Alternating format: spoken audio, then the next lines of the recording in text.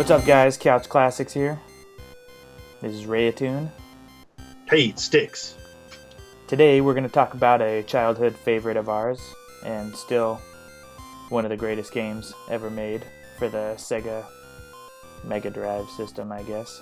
We just called it the Sega Genesis. That's what we had. Genesis in North America. That's right. We're going to talk about the main three Sonic the Hedgehog games. At least the ones that we played. Yeah, the ones that we had. So, we have talked about it in the past. We had a Nintendo for a while and then got a Sega Genesis system for Christmas, I think. Pretty sure it was a Christmas present thing. Anyway, had a whole bunch of games with it, and Sonic the Hedgehog 2 was one of those games. I was just a wee lad when we got that. You probably don't remember playing it in the A-frame. Would be my guess. Because I kind of remember playing games, but not a lot. So. One of my earliest memories, and correct me if I'm wrong because I could just have like a snapshot of a memory, but it felt like the TV was up like on a shelf in the hallway or something like that. And I felt like I was on the couch. And I remember you kind of standing and looking up at it. But I was also probably like 2 or 3, so it might not have been up on the wall in the hallway. And I thought I remember Sonic the Hedgehog from then, but I'm not sure where the TV was and where we had the Genesis, but... Well, now you're testing my memory. We had the A-frame for a while, and I believe... when we first got the Genesis, we were in the main construction of the A-frame. And it was just a small area. Mm-hmm. And I think we just had an entertainment center that the TV sat on. So to you, it was probably way up in the 15 air. feet up. And because it's not an enormous room, the couch was right behind you.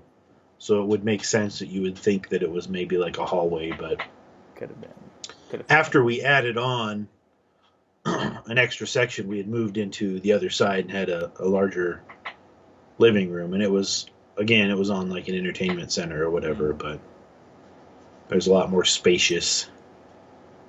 Well, one way or the other, Sonic the Hedgehog is basically one of my earliest video game memories.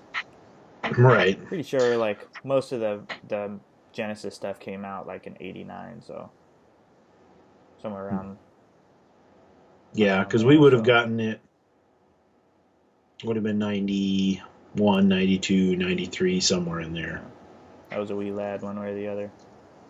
Yeah, and then most of my memories playing it together were from Hungry Horse. Yeah. So we had a lot of different games. By that time, we had our own room. Yeah. We had our own TV in our own room, and that's where we had it set up. Mm-hmm. And I just remember sitting on that old wooden TV, the dial switches and everything, and we had our bunk beds off on the one wall with the window, and then the TV set in the corner. And we kind of moved around over the years, but... Yeah. The evolution of gaming in our life also formulated the evolution of, like, where we lived in our house growing up. And, right. Like, depending on where our beds were, I could tell you what system we were playing. Which television we were using. Yeah. But at the time, for me, like... my childhood memories of Sonic the Hedgehog were basically of Tails, because I was always player 2. Exactly. But we always worked together and played together with a lot of those. For those of you who don't know, Sonic the Hedgehog 2, the reason we're talking about the second one first is because that's the one we started with. Mm-hmm. That's what we had for years and years. So Sonic the Hedgehog 2 had a 2-player mode, which was a versus mode. And... you were playing as Sonic and Tails, and I think you could select whichever one you wanted.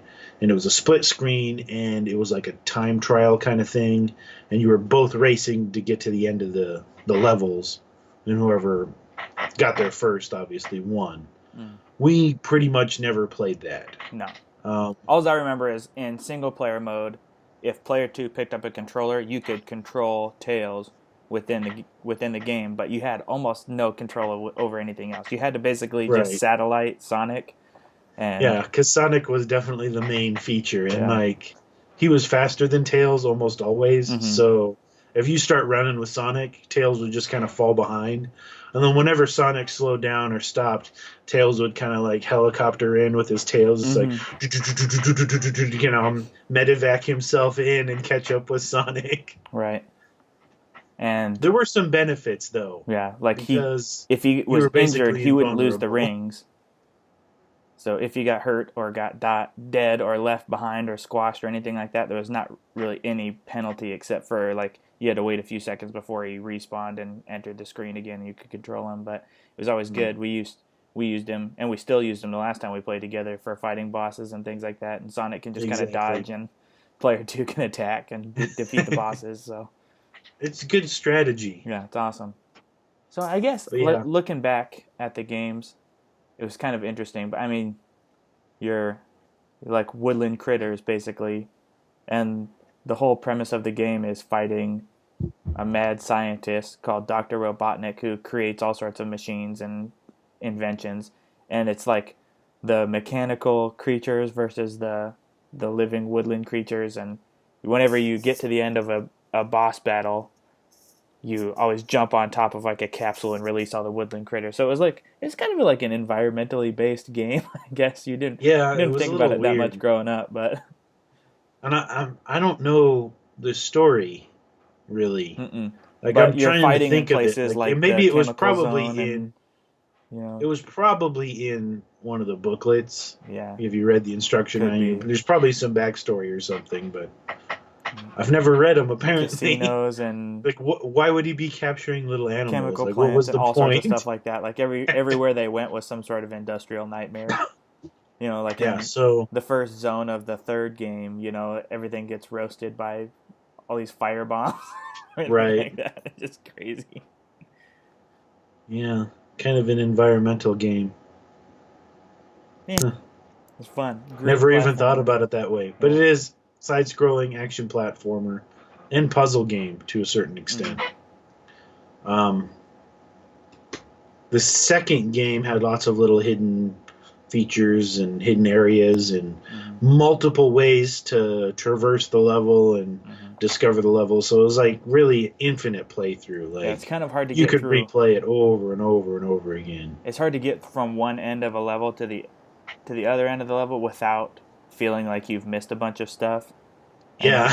I mean, I imagine like the levels being like a big giant square, and you can there's not any easy routes through it, like, because with Sonic, he rolls around and spins around and gets going really fast, and a lot of the aspects of the level lead you to different places and intentionally bypass secret areas or just, so it's pretty tricky. You got to spend some time getting around in the levels just to see stuff, and a lot of it's time-based or currency-based. Like if you can get to a certain point with enough money, then you can enter like a special zone and get more bonus stuff. So you want to hustle, but at the same time, they really set you up. If you don't know exactly what's going to happen, you get going at a super high rate, and then they hit you with some sort of creature that's, placed exactly where it's going to get you.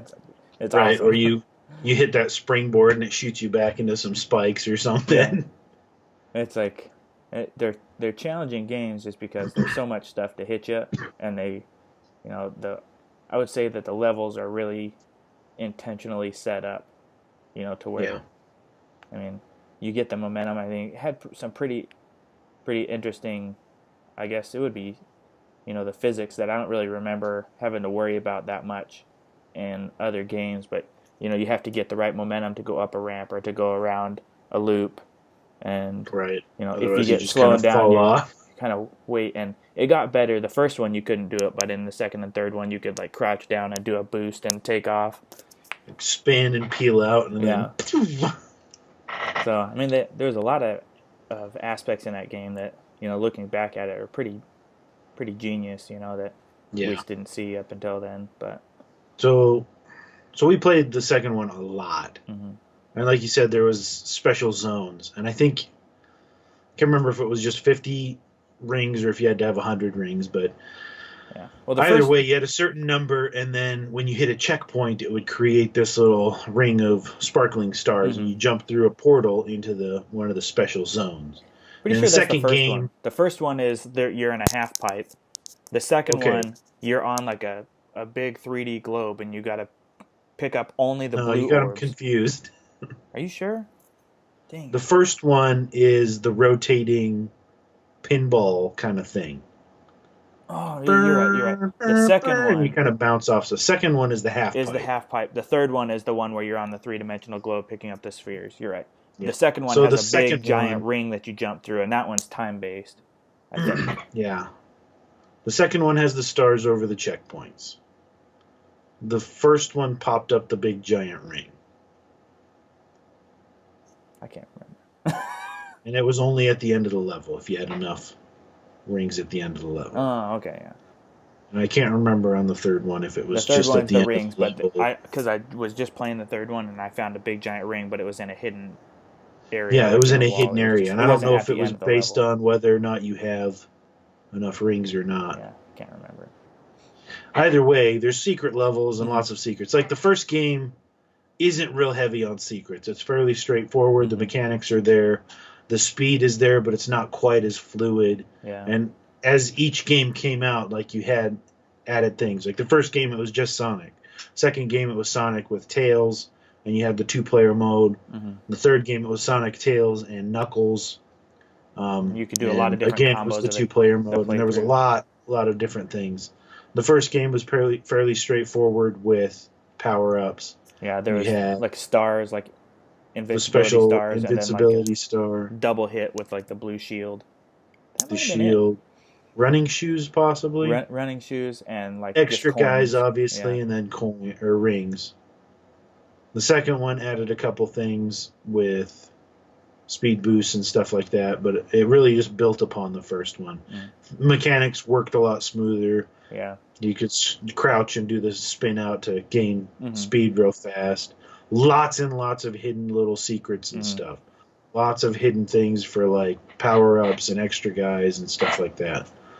The third one all the included like checkpoints. lots more. The second one had lots of checkpoints because there were much bigger maps.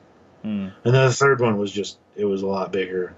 A lot more power ups. You had special like Fire, flaming power ups, electricity and water bubbles. You could breathe underwater and all sorts of cool stuff. That time music when you're running out of air. Trying to find air. I remember that. Start freaking out. You're like, oh no.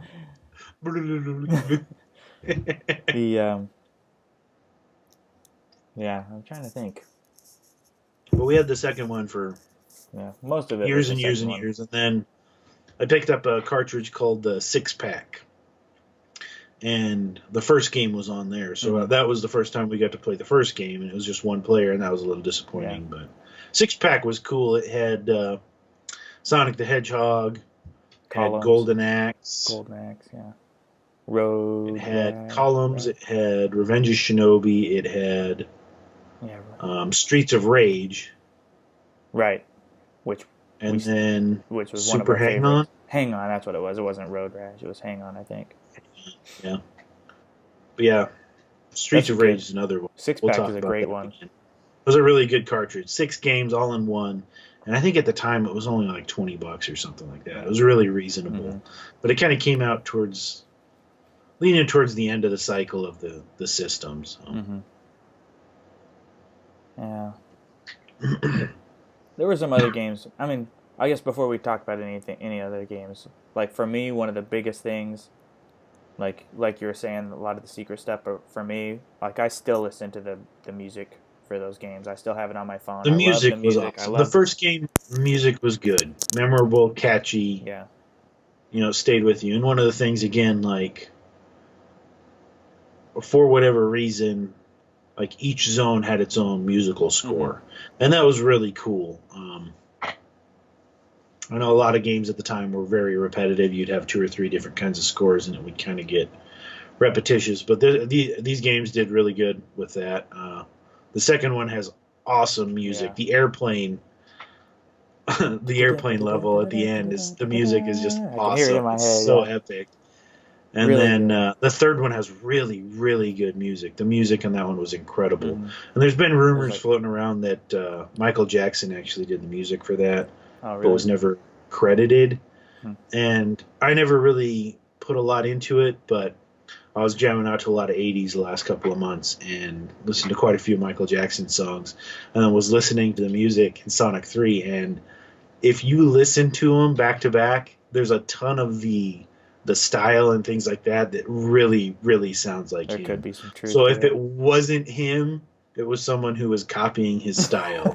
Like it was, Huh. it's really, really close. But anyway, so I can't confirm or deny that. I Right. can't remember if that was ever confirmed, You know, but the music was there's amazing. the original music is really good, and there's lots of remixes of the Hmm. music. I mean, it just you can listen to it. I still like. I'll be wandering around, and I still hear the boss music in my head all the time. It's like. Ding, ding, ding, ding, ding, ding, ding, ding, ding, ding, ding, ding, ding, ding, ding, ding, Yep. ding, ding, ding, ding, ding, ding. Dun, dun, dun, dun, dun, dun, dun, dun, dun, dun. And I remember that was around that period in time. I didn't. I'm not sure if it was only that game, but like for a lot of games, a boss usually only took 3 hits. But starting with Yeah, that was Sonic, I kind of a think it took standard thing. 8. I Eight. remember it was 8.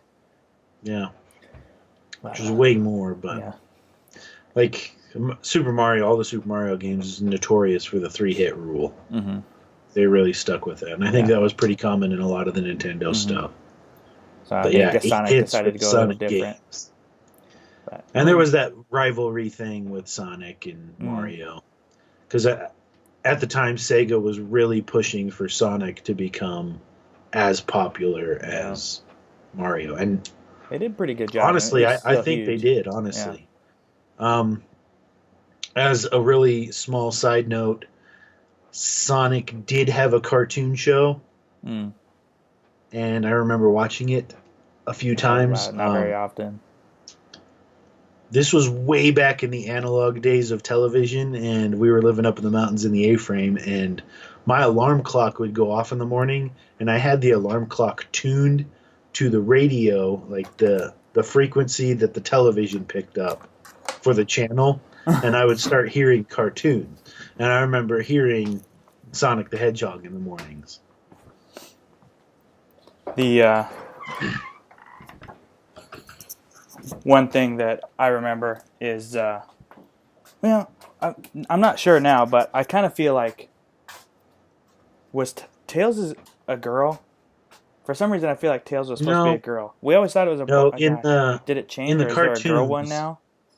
no, in There the was a girl one. cartoons, he was um, just younger. He was like his kid sidekick. It would be like Robin to Batman, you Oh, know. okay.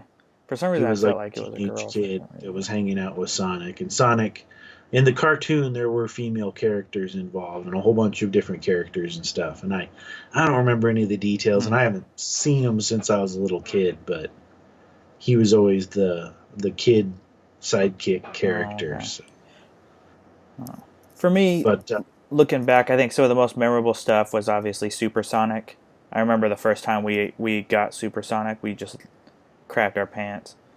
it was And so then awesome. like the level that stands out the most for me was the Casino Nights. The music was really good, and I remember just like there's the slot area where you can sling Sonic in there and try and get extra lives and If you coins do and it stuff right, like you that. can We get a did that bunch a of extra. ton. Yeah, yeah, I love that.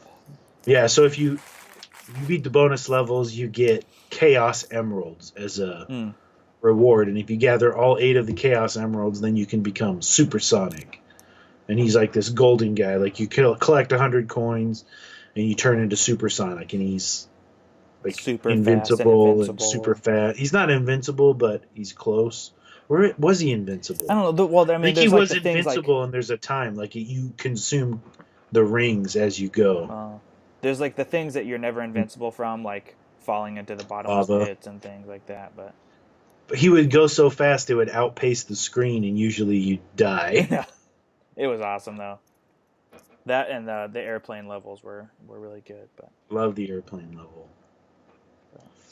Sonic 3 had a lot more level diversity. Like mm. Like the first level in Sonic 1, like Green Hill Zone or something, and Sonic 2 is the same kind of thing, Emerald Hill or something like that. Sonic 3 starts out the same way, but you get like halfway through the level and all of a sudden everything gets firebombed Mm-hmm. and everything's on fire and it's burning. So you're going through thinking, oh yeah, this is just another Just another Sonic. Sonic, yeah. And then they change pace on everything. So there's a ton of new power ups and stuff, and lots of secrets and stuff. And I haven't played that one as much, but every time I play through, I find new secrets and stuff like that.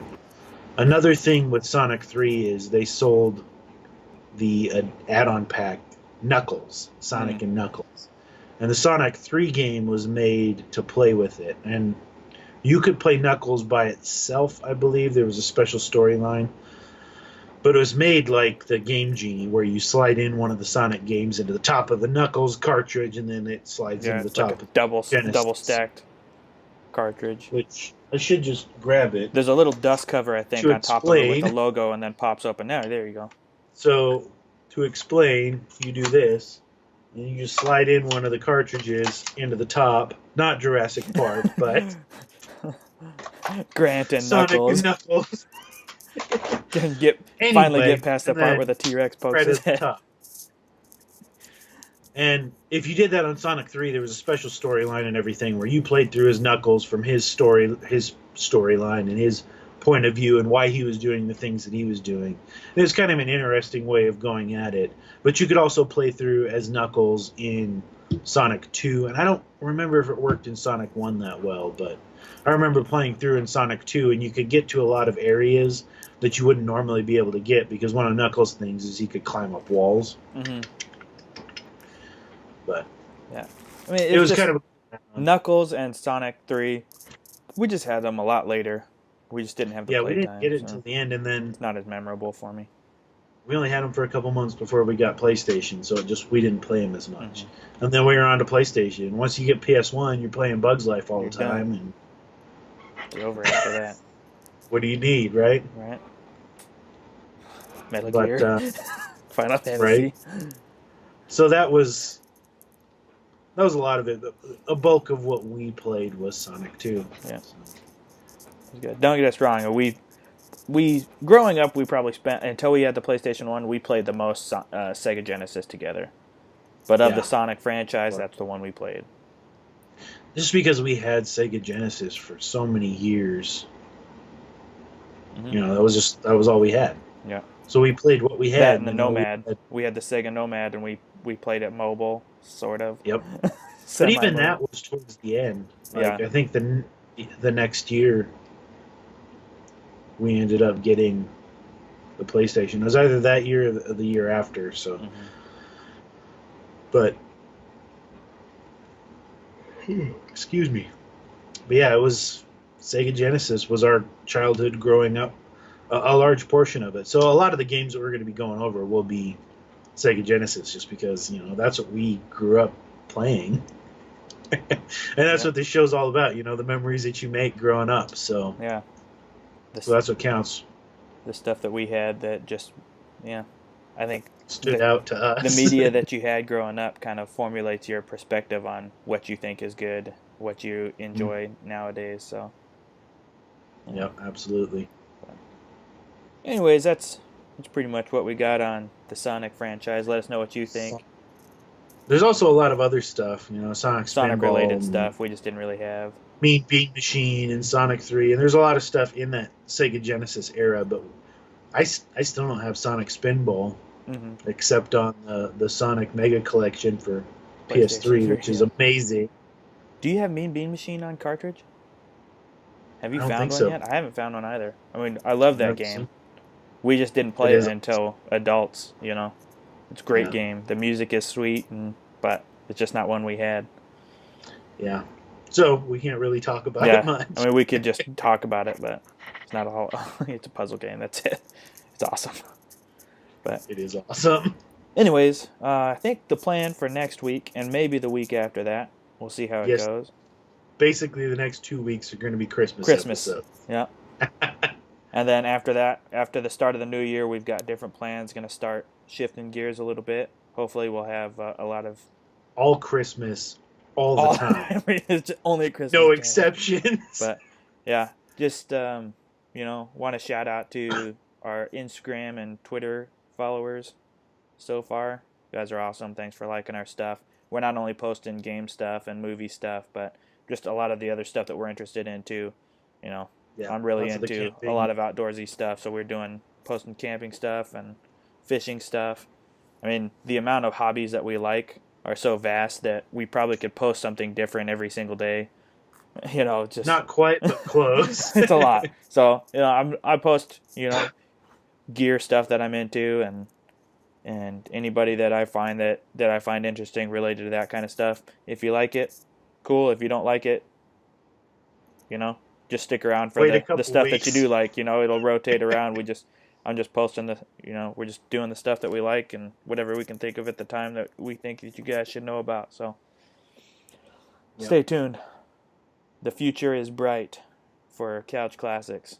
So we'll have quite a bit of variety. Being in 2 different countries, and also me not having access to all of the games and movies and stuff that I have in my collections at home, it's a little stagnant. But after I get back, sometime at the beginning of the next year, the sky's the limit. We've got a lot of big plans, a lot of things that we want to do. So yeah, absolutely. Just wanted to say thanks to everyone, and if you haven't found us on Twitter, Instagram, Facebook, check us out. Check us out on our new webpage. Oh yeah. www.thecouchclassics.com.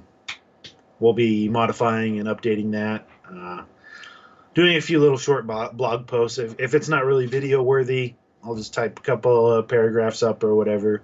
Some thoughts that we might have, we'll throw that on there. And then all of our links to social media is on there. So check that out. That'll be a lot easier. Thanks for setting that up. Big thanks to everybody who is contributing to graphics and art and all that kind of fun stuff. We have a new intro video coming soon for our introduction graphics. It takes a certain amount of rendering time. So. But this is all done free of charge and donated to us, so we're super grateful for all that, and we'll be doing shout outs on all that. So thank you for everyone who is watching and commenting and liking and posting and all that kind of fun stuff. We really appreciate it, and we'll keep growing, and hope you guys keep loving us. So we'll catch you guys later. See you guys. Peace. Peace.